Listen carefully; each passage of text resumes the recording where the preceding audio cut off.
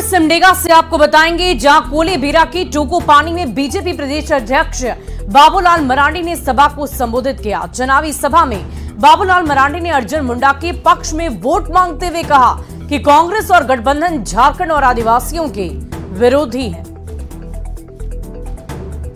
13 तारीख को सवेरे उठ करके तैयार होकर के पोलिंग बूथ में जाना है और ईवीएम मशीन पर आप जहां कमल निशान देखेंगे उस पर आप ठप्पा लगाएंगे और यहां से श्री अर्जुन मुंडा जी को, जो आज भारत सरकार के मंत्री हैं, आप एक मंत्री को वोट देकर के यहां से आप विजय बनाना।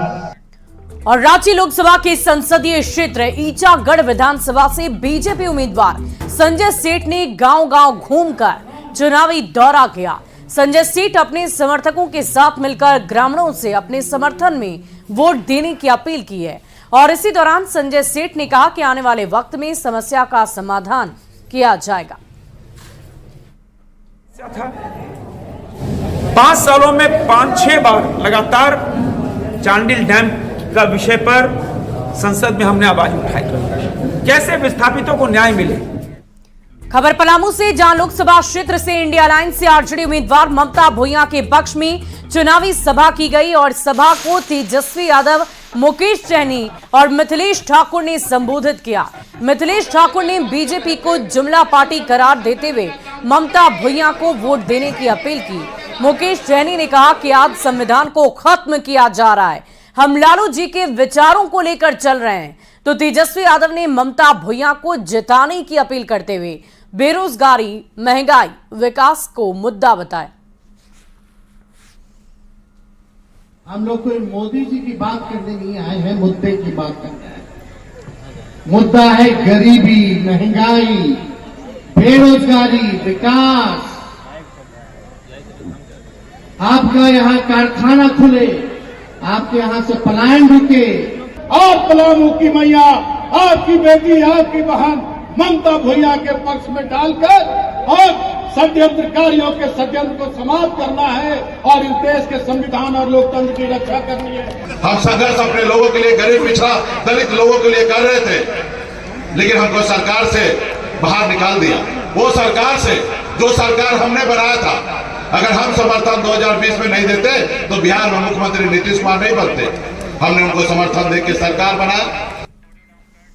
वहीं सिंहभूम लोकसभा क्षेत्र से इंडिया अलायंस की उम्मीदवार जोबा मांझी ने जगन्नाथपुर विधानसभा क्षेत्र के दर्जनों गांव में प्रचार अभियान चलाकर वोट मांगे।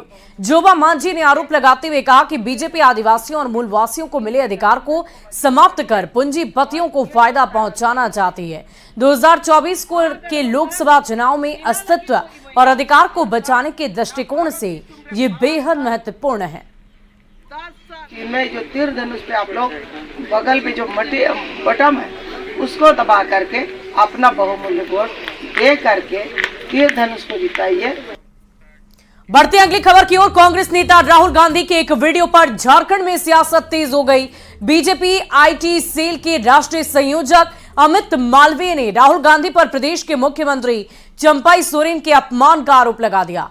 दरअसल लोहरदगा में राहुल गांधी की जनसभा आयोजित हुई थी और इसी जनसभा का वीडियो अमित मालवीय ने अपने ट्विटर हैंडल से ट्वीट किया है, जिसमें देखा जा सकता है कि राहुल गांधी सीएम चंपाई सोरेन को पकड़कर हटा रहे हैं। अमित मालवीय ने इस पर ट्वीट कर लिखा कि ये जनजातीय समाज का अपमान है।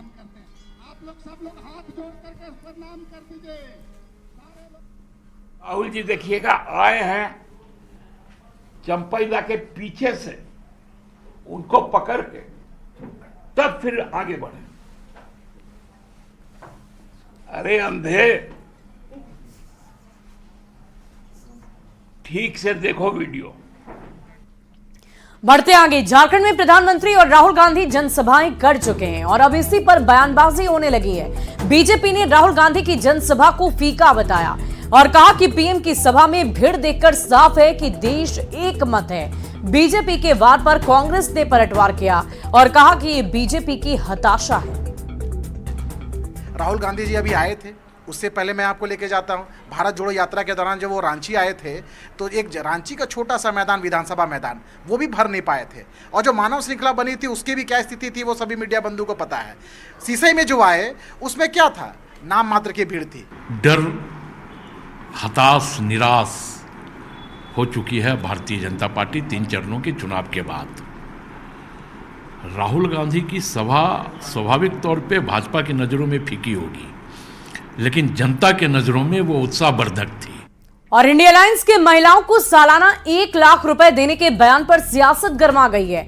कांग्रेस ने वादे को आजमाने की बात कही तो बीजेपी ने कांग्रेस के सभी वायदों को झूठा करार दे दिया। देश को मोदी की गारंटी पर यकीन है, कांग्रेस के झूठे वादे पर बिल्कुल यकीन नहीं है। अब देखें, ये 1 लाख रुपए महिलाओं को प्रतिवर्ष देने की बात कर रहे हैं तो एक रियलिटी चेक कर लेना, कर्नाटक में इनकी सरकार है, कितने बार इन्होंने महिलाओं को 1 लाख रुपए दिया है।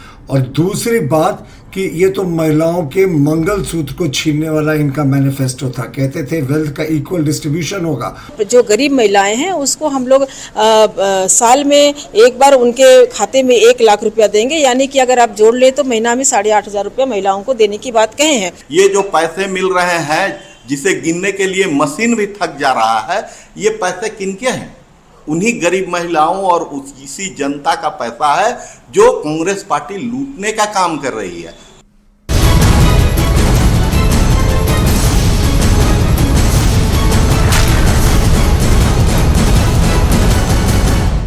अगली खबर हिरणपुर से, जहां चोरी की घटनाएं थमने का नाम नहीं ले रही। ताजा मामला मुफस्सिल थाना क्षेत्र का है, जहां बेखौफ चोरों ने बैंक से पैसे निकालकर जा रहे शख्स को अपना निशाना बना लिया। पलक झपकते ही रुपयों से भरा थैला लेकर फरार हो गए। पूरी घटना बाहर लगे सीसीटीवी कैमरे में कैद हो गई, जिसके आधार पर पुलिस ने मामले की जांच पड़ताल शुरू कर दी है। अगली खबर धनबाद से आपको बताएंगे। वासेपुर के अंसार मोहल्ले में एक बेटे ने अपनी मां पर ही हथियार से जानलेवा हमला कर दिया। गंभीर परिस्थिति में घायल मां को अस्पताल में भर्ती किया गया है। स्थानीय लोगों की मदद से आरोपी बेटे को पकड़ा गया और पुलिस को सौंप दिया गया। पड़ोसियों ने बताया कि आरोपी शख्स हमेशा नशीले पदार्थ का सेवन करता है और दूसरे लोगों को परेशान भी करता है। पूरे मामले पर पुलिस का कहना है कि बेटे ने ही मां के ऊपर हमला किया। जांच के बाद कार्रवाई की जाएगी। मनीला बेटा पता नहीं, हम लोग तो अपना अपना घर पे थे, हम लोग को नहीं मालूम। हम लोग को खबर मिला कि ऐसा हुआ तो हम लोग आए हैं। सर फट गया पूरा, एक साइड का नहीं मालूम, हम लोग को मालूम ही नहीं कि क्या चीज़ से मारा है। तो ये घटना हुई तो मैं हॉस्पिटल में आया इनके जांच करने के लिए, देखने के लिए। तो मैंने देखा तो सब डॉक्टर से मैंने लाइन अप किया तो ये जानकारी यही हुआ कि इनका बेटा 3:30 बजे इन्हें कुछ हथियार से सर पे हमला किया है। काफ़ी इनकी कंडीशन नाजुक है। अपनी माँ को ये रोड वगैरह से मारा है जी। यहाँ आने का पता चला कि वो बंद हुए, ग्रामीणों के सहयोग से इसको बदल दिया गया है। बाकी किसी देखा होगा तो बेहतर कार्रवाई की जाएगी। अगली खबर दुमका की घाटी कुंड से, जहां प्रखंड में खिलाड़ियों गांव में लोगों को पानी के संकट का सामना करना पड़ता है। भीषण गर्मी में पानी की बढ़ती समस्या से लोग और भी ज्यादा परेशान हो रहे हैं। बांस कुंदरी और चूनर भुंज टोला के ग्रामीण जान जोखिम में डालकर पानी लाने को विवश हैं। कुआं भी सूख गया है। तो पानी कहाँ से लाते हैं आप लोग?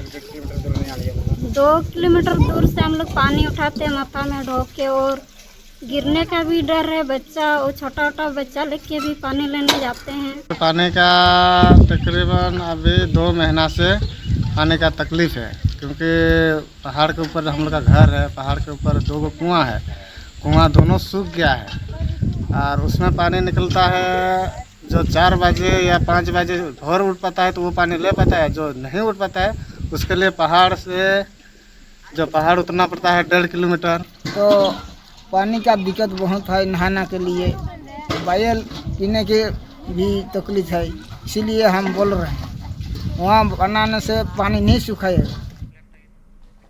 और लोकसभा चुनाव में ईचा डैम का मामला गूंज रहा है। ईचा डैम के विरोध में ग्रामीणों ने मोर्चा खोल दिया। स्थानीय लोगों का कहना है कि डैम के नाम पर गांव को कंगाल बना दिया गया।